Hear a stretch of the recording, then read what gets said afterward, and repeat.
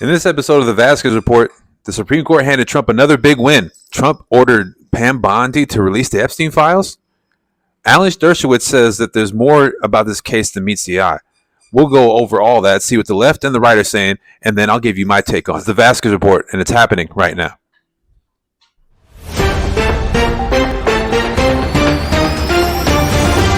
In light of the latest Supreme Court decision in favor of the Trump administration, the Democrats are saying that it's basically government overreach to allow Trump and his administration to gut the Department of Education. Talk about what it means for America's students now, Karen.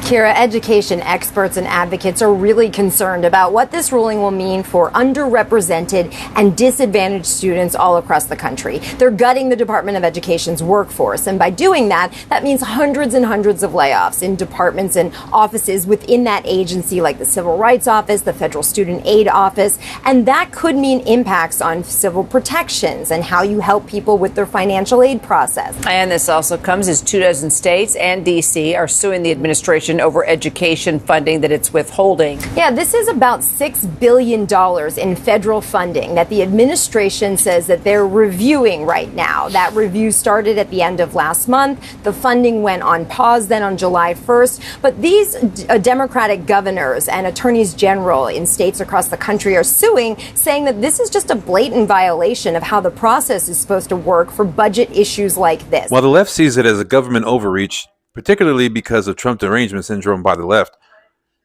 the right sees it as a big win for parents' rights when it comes to choosing the institution that they want to bring their kids to. But what would you tell a student who might be in a struggling, failing school right now? What would you tell them? Well, we have school choice, and we're getting school choice approved all over the country. We just got it done in Texas, and school choice is the answer. Yes. It's a real victory, I think, for the future of American education.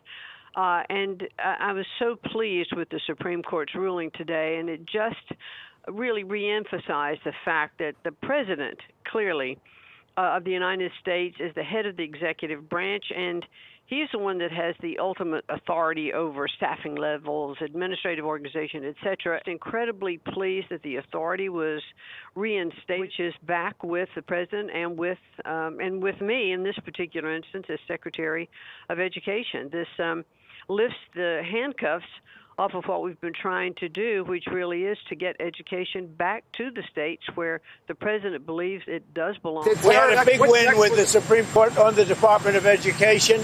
And we want, as you know, we want to bring education back to the states, take the federal government out of it. That's screaming government overreach. The statistics are on the side of the Republicans. That's why they want to do a large overhaul of the Department of Education. The current model is not working, and literacy rates are in the toilet when it comes to grade school, middle school, and high school, the lowest levels in decades. The experiment didn't work, and now it should be given back to the state. To further the claim that the current model of the Department of Education isn't working, take a look at the statistical information when it comes to literacy rates before and after the Department of Education was brought into creation. You see the difference? That's why the power should be given back to the states and not to a government body that is overfunded and underutilized. Recorded another major economic win as the Treasury Department recorded a $27 billion surplus in June. For more on the story, here goes CNBC. And the Treasury just released its monthly budget statement, giving the constantly changing status of trade and imports. This could give us some insight into the revenues being collected. Megan Casella has those numbers. Megan. Hey, Kelly, always our best look at tariff revenue every month. But first, top line, it was a mixed bag this month for the U.S. Treasury. On an unadjusted basis, the U.S. government had a $27 billion surplus for the month. And that compares with about a $20.5 billion deficit expected among economists surveyed by Dow Jones. It's actually very impressive when you think about the fact that just in May, they faced a $316 billion deficit. And then in June to be in the green and have a surplus of $27 billion shows how much tariff revenue has been under Trump since the Liberation Day tariffs went into effect. The deal maker in chief is definitely making deals. The left is screaming about infighting when it comes to the Trump administration about releases of memos and infighting between Pam Bondi and the deputy director of the FBI, Dan Bongino. The left is screaming about infighting when it comes to the Trump administration, about releases of memos and infighting between Pam Bondi and the deputy director of the FBI, Dan Bongino. Let's see what they have to say about the infighting that has been widespread in the news. Two sources familiar with the matter telling NBC News that Deputy Director of the FBI, Dan Bongino, may be leaving his job after a heated confrontation with Attorney General Pam Bondi over his frustration with how the Justice Department has handled the Jeffrey Epstein files. Bongino did not report to work today amid speculation about his whereabouts, the sources said. It came after a heated confrontation Wednesday at a meeting with Pam Bondi and White House Chief of Staff Susie Wiles, during which Bongino and FBI Director Kash Patel were asked about a news story suggesting they were dissatisfied with the decision not to release any additional Epstein files, the source. I think in large part it's because of the pressure that Kash Patel and Dan Bongino have placed upon themselves, Nicole. We have covered the litany of promises that those two men, upon taking their FBI posts, had made to the American population. And that is where I am told, along with our colleague Ken Delanian and Monica Alba, that these two men were frustrated by the feeling that they had been stifled by Attorney General Pam Bondi. While the left screams about infighting when it comes to the DOJ and the FBI, the right just wants answers. They want an explanation of why the DOJ under Pam Bondi said that they had the information on their desk and they were getting truckloads from the Southern District of New York, and nothing has happened about the Epstein files since then. Trump seems like he couldn't ignore it any further, and he ordered Pam Bondi to release the files that she deems credible. To hear it straight from the horse's mouth, let's look at this clip of Trump saying it himself. She's given us just a very quick briefing, and in terms of the credibility of the different things that they've seen. And I would say that, these files were made up by Comey, they were made up by Obama, they were made up by the Biden, we went through years of that with the Russia hoax, with all of the different things that we had to go through. We've gone through years of it, but she's handled it very well, and it's going to be up to her. Whatever she thinks is credible, she should release. The noise has just become too big to ignore, and even conservative media are asking questions. The Speaker of the House was questioned by a conservative media member named Benny Johnson from The Benny Show. When asked about it, this was the Speaker of the House's answer. There's a pain point, right, in the pressure cooker that gets heated up on issues like the Epstein issue, right? And obviously that's something that's taken over a lot of the online dialogue. I have a question here about it that concerns either testifying or testimony for Ghislaine Maxwell, potentially before Congress, or if you would support members like Marjorie Taylor Greene or Anna Paulina Luna subpoenaing the Epstein documents from the DOJ. I haven't talked to Marjorie or Anna about that specific subject, but I'm for transparency. We're intellectually consistent in this. Look, Reagan used to tell us we should trust the American people. I believe in that principle. I know President Trump does as well, and I trust him. I mean, he put together a team of his choosing, and they're doing a great job. It's a very delicate subject, but we should put everything out there and let the people decide. And Pam Bondi, I don't know. When she originally made the statement, I think she was talking about documents, as I understood it, they were on her desk. I don't know that she was specific about a list or whatever, but she needs to come forward and explain that to everybody. I like Pam. I mean, I think she's done a good job. We need the DOJ focusing on the major priorities, so let's get this thing resolved. I'm anxious to get this behind us. They just need to get it behind them and then actually move on with more legitimate and more big things when it comes to the administration. I agree. More and more information as the days go by is being released about the Epstein files, including some from Epstein's former lawyer, Alan Dershowitz. According to what he told Chris Cuomo on News Nation, the information is also being suppressed by two judges in Manhattan. For more on the story, let's roll. There is a redacted FBI affidavit from accusers. There are several of them.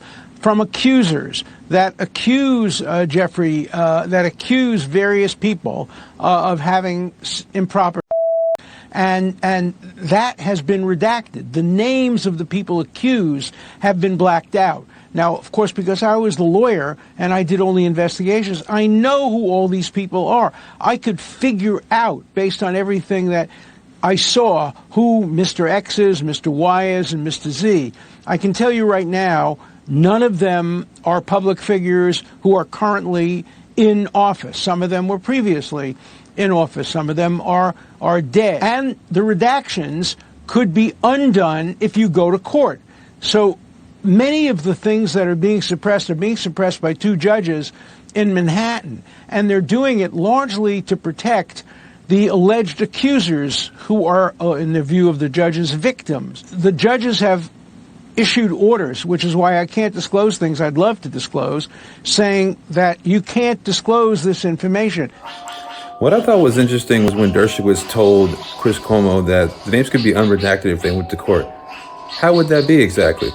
What would they have to do in order to get the names unredacted? I think Pam Bondi should look into this along with the Department of Justice and get that figured out. That's my take on it. What do you guys think? The Epstein Files are important for a lot of conservatives, especially since they want answers. To show the importance of just how much this has been searched on the internet, let's see what CNN had to say about the numbers and numerical. Interest is there in the so-called Epstein Files. Why don't we take a look at Google searches for Jeffrey Epstein? Take a look at this. Today versus a week ago. Up like a rocket, up 1,900%. My goodness gracious. And get this, it is currently the top term topic being searched alongside Donald Trump today. Interest in this story is at basically an all-time high. So we're talking about right now Google searches for Epstein. What about some other big stories this week? You know, take a look here. Again, we're looking at Google searches today. Get this, searches for Epstein have been, get this, 4 times higher than they are for Grok. And then for tariffs, which of course have very much been in the news. Get this, searches for Epstein today have been 7.6 times higher. So interest for the Jeffrey Epstein story through the roof, Jessica. There are those on conservative social media that are basically saying that Trump's playing the Democrats and getting them to expose themselves, including the rhinos who act like they support Trump. Is he playing a game and trying to get them to release the Epstein files and trying to goad them into doing so? Conservative social media thinks so. Let's look at this post on X. And I am just dying laughing because to me, this is such obvious bait for the deep state Democrats. And so here's what's really going on. President Trump would be in those files because guess what? He is on some of the flight logs. That's number one. That's a fact. We know that for sure. That's been out there. Public record, right? So he'd be in those files because of the flight logs. Number one. Number two, we know that he would be in those files because President Trump is in the black book. Okay? And then number three, we also know that he probably would be in those files. Former Chicago Sun-Times reporter Liz Crokin says that Trump would be on the Epstein files, but not for the reason you're thinking. In fact, given Trump's record against Epstein, it's quite the opposite.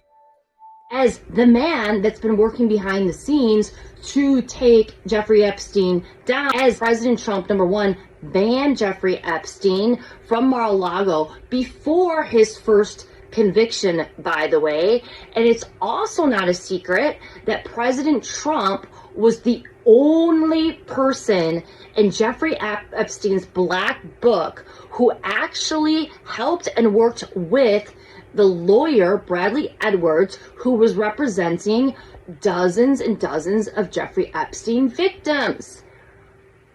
So President Trump was the only person that worked with this lawyer to help with that Epstein case, that Epstein investigation. So of course, President Trump would be in the files.